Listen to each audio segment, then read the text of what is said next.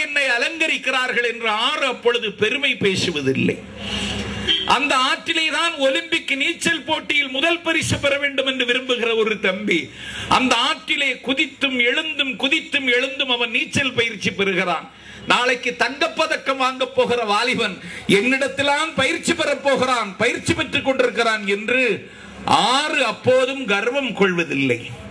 என் பக்கத்து வீட்டில் குடியிருக்கிற என் நண்பன் பாட்ஷா, கசாப்பு கடை வைத்து நடத்துகிற என் தோழன், ஆட்டுக்கறியை அறுத்து விற்றுவிட்டு அதனுடைய தோலையும் குடலையும் கொண்டு போய் அந்த ஆற்று தண்ணீரில் தான் அலம்புகிறான். என்னை அழுக்காக்குகிறானே பாட்ஷா என்று ஆறு அலட்டிக் கொள்வதில்லை. என் வீட்டில் இருக்கிற அழுக்கு துணிகளை சலவை செய்து கொண்டு வருகிறேன் என்று எடுத்துக்கொண்டு போன சலவை தொழிலாளி என் நண்பன் சந்தனம் அழுக்கு துணிகளை அந்த ஆற்றின் படித்துறையில் போட்டுத்தான் துவைக்கிறான், என்னை அழுக்காக்குகிறான் என்று ஆறு கோபப்படுவதில்லை. அந்த ஆற்றில் இருந்துதான் என் வீட்டிற்கு தேவையான எல்லா தண்ணீரையும் என் காதல் மனைவி இடையில் குடம் கொண்டு நடையில் நடம் நல்கி எடுத்து வருகிறாள். அவன் வீட்டுக்கு தேவையான தண்ணீரை நான் தான் தருகிறேன் என்று ஆறு பெருமை பேசுவதில்லை. அந்த ஆற்றிலேதான் எல்ஜி, செஞ்சி, தானு என்ற நாய்கள் செத்து மிதந்து போய்க் கொண்டிருக்கின்றன.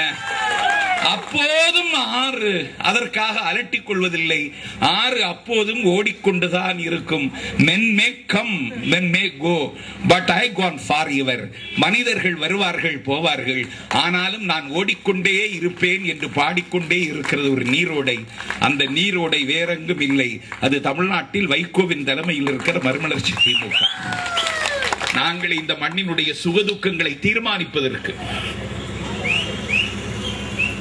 இந்த மண் அரசியல் அதிகாரத்தை கைப்பற்றுவதல்ல, அதையும் தாண்டி அடுத்த தலைமுறையினுடைய மீட்சிக்கு, உலகெங்கும் வாழுகிற உரிமை இழந்த தமிழனுக்கு, வஞ்சகத்தால் வளைக்கப்பட்டு வீழ்த்தப்பட்டிருக்கிற இலங்கை தமிழனுக்கு, யாழ்ப்பாண தமிழனுக்கு, தமிழீழ தம்பிகளுக்கு மீண்டும் ஒரு மறுவாழ்வு கொடுப்பதற்கு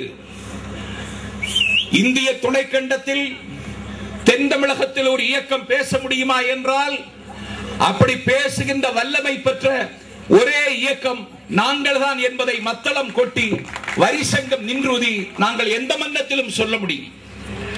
அதிகாரத்தில் இருக்கின்ற மதிப்பிற்குரிய முதலமைச்சர் கலைஞர் மீது ஒன்றும் தனிப்பட்ட கோபதாகவும் இல்லை. அவரை பார்த்து நாம் எரிச்சல் அடையவில்லை.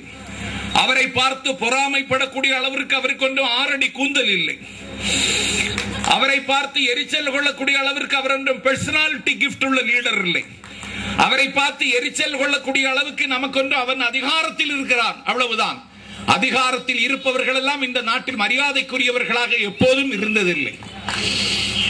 தலையின் இழிந்த மயிரணையர், நிலையின் இழிந்த மாந்தரணையர் என்று சொன்னான். ஆகவே தலையின் இழிந்த மயிராக இருக்கின்ற தமிழ்நாடு முதலமைச்சரை கேள்வி கேட்பது என்பது நமக்கு விதிக்கப்பட்ட கடமைகளில் ஒன்றாக இன்றைக்கு மாறிவிட்டது. ஒரு சோகம்தான். விமர்சனத்துக்கு அப்பாற்பட்டவராக ஒரு முதலமைச்சர், ஒரு அரசாங்கமோ இருக்க முடியாது. ஆனால் விமர்சித்தால் இந்த விமர்சிப்பவனுக்கு இந்த நாட்டில் உயிருக்கு உத்தரவாதம் இல்லை என்கிற நிலைமை இந்த மண்ணில் இன்றைக்கு உருவாகி வருகிறது.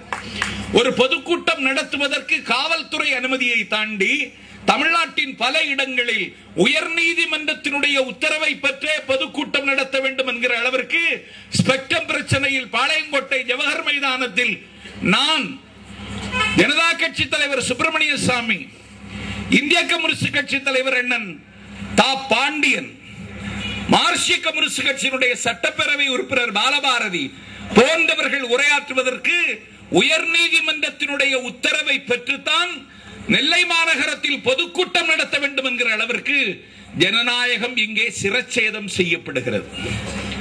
அதுவும் யாருடைய ஆட்சியில்? கலைஞருடைய ஆட்சியில். 1975 எமர்ஜென்சி கொண்டு வந்த பொழுது இந்திரா, அலகாபாத் கோர்ட் சொன்னது இந்திரா நீ வெற்றி பெற்றது செல்லாது என்று சொன்ன பொழுது தன்னுடைய வசதிக்கு வந்த நெருக்கடி, தன் வாழ்விற்கு வந்த நெருக்கடி, தன் வசந்தத்திற்கு வந்த நெருக்கடி, தன் வம்சத்திற்கு வந்த நெருக்கடி, இனிமேல் இந்தியாவில் ஒரு நெருக்கடி தான் என்று நாட்டில் பண்டித ஜவஹர்லால் நேருவினுடைய சீமந்த புத்திரி இந்திரா இந்தியாவிலே எமர்ஜென்சியை அன்றைக்கு பிரகடனம் செய்து இந்திய துணைக்கண்டத்தினுடைய விடுதலைக்கு விலா எலும்புகளால் வீர வரலாறு எழுதிய தலைவர்